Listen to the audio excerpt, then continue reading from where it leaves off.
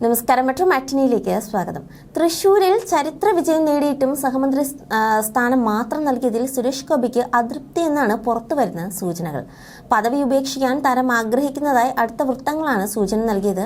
പത്മനാഭ സ്വാമി ക്ഷേത്രത്തിന്റെ ചരിത്രവുമായി ബന്ധപ്പെട്ടതടക്കം 4ഓളം സിനിമകൾക്ക് ഡേറ്റ് നൽകിയതിനാലാണ് ഇത്തരത്തിലൊരു നീക്കമെന്നാണ് പുറത്തു വന്നിരുന്ന വിവരങ്ങൾ. എന്നാൽ മന്ത്രിസ്ഥാനം സിനിമ അഭിനയത്തിനായി ഉപേക്ഷിക്കുന്നത് മണ്ടത്തരമാണെന്ന് അദ്ദേഹത്തോട് അടുത്ത ചില വൃത്തങ്ങൾ സൂചിപ്പിച്ചതായും റിപ്പോർട്ടുകളുണ്ട്. താമസിയാതെ തന്നെ കേന്ദ്രമന്ത്രി സ്ഥാനത്ത് നിന്നും ഒഴിവാക്കുമെന്ന് പ്രതീക്ഷകളായിരുന്നു പുറത്തു വന്നുകൊണ്ടിരുന്നത്. എന്നാൽ കേന്ദ്രമന്ത്രി സഭയിൽ നിന്നും രാജിവെക്കുന്നത് തന്റെ അജണ്ടയിലേ ഇല്ലെന്ന് പറയുകയാണ് ഇപ്പോൾ സുരേഷ് ഗോപി. വരുന്ന 3 മാസത്തിനുള്ളിൽ കേരളത്തിന്റെ വികസനത്തിനുള്ള രൂപരേഖ തയ്യാറാക്കി കേന്ദ്ര സർക്കാരിന് നൽകുമെന്നും അദ്ദേഹം പറഞ്ഞു കഴിഞ്ഞു. പുറത്തുവരുന്ന വാർത്തകൾ ശരിയല്ല. MP എന്ന നിലയിൽ പ്രവർത്തനങ്ങൾ തുടരും.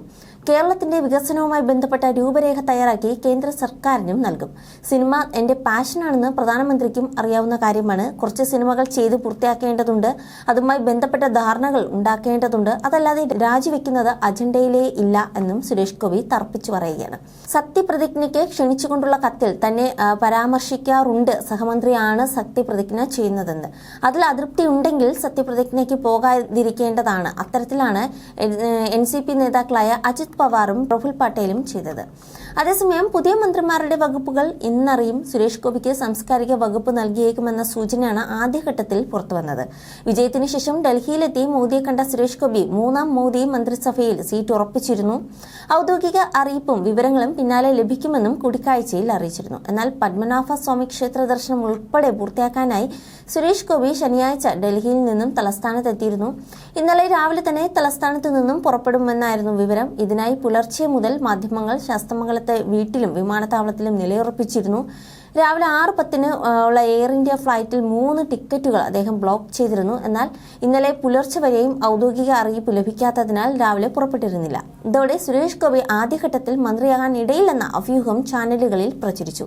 ചാനൽ ക്യാമറകളെല്ലാം ശാസ്തമംഗലത്തെ വീടിനകത്തേക്ക് കണ്ണും നട്ട് നിൽപ്പായി. രാവിലെ 10:10 ശേഷം നരേന്ദ്രമോദിയുടെ വിളിയെത്തി. പിന്നാലെ 12:30 ബാംഗ്ലൂരിലേക്കുള്ള ഫ്ലൈറ്റിൽ 3 ടിക്കറ്റ് ഉറപ്പാക്കിയിട്ടുണ്ടെന്ന അറിയിപ്പും ഡൽഹിയിൽ നിന്നെത്തി. ഉടൻ വീട്ടിൽ നിന്നും ബാഗുകൾ ഉൾപ്പെടെ കാറിലേക്ക് കയറ്റാൻ തുടങ്ങി. 11:10 സുരേഷ് ഗോപി ഭാര്യ രാധികയും അമ്മയ്ക്കുമൊപ്പം പുറത്തേക്കിറങ്ങി. കാറിൽ കയറുന്നതിന് മുമ്പും വിമാനത്താവളത്തിൽ വെച്ച് മാധ്യമങ്ങളോട് സംസാരിച്ചിരുന്നു. ബാംഗ്ലൂരിൽ നിന്നും ചാർട്ടേഡ് വിമാനത്തിൽ ഡൽഹിയിലേക്കും പുറപ്പെട്ടു. മക്കൾ കൊച്ചിയിൽ നിന്ന് ഡൽഹിയിലേക്കും യാത്ര തിരിച്ചു. You're watching me on metromatney.com. on metromatney.com. metromatney.com. Subscribe for more videos. Subscribe for more videos. Subscribe here for more videos. Subscribe now. Thank you.